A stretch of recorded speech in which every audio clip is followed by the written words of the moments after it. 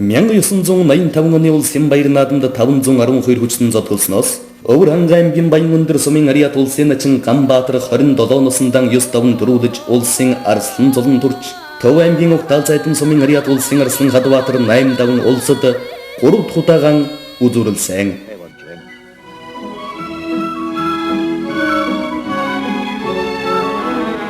Ардын хөлсгөлийн 64 жилийн ойг тэмдэглэж байна.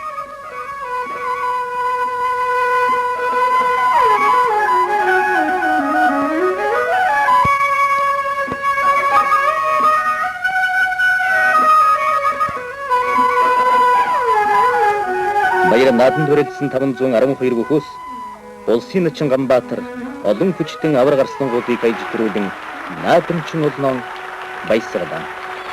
1986 оны улсын баяр наадам 512 гөх барилдсанаас Төв аймгийн Угтал зайдан сумын Ариат улсын Арслан Хадбаатар 9 улсад 2 удаагаан төрүүлж 35 настайдан улсын авраг цолавлаа. Өвөр аймгийн Наринтэй сумын Ариат дархан авраг царин тогтох 8 үзүүлэлээ. 5 насны 1400 гаруй морь хурдан үзэж 200 мэрэгчүүл цэцмэрэгнэн сарлаа.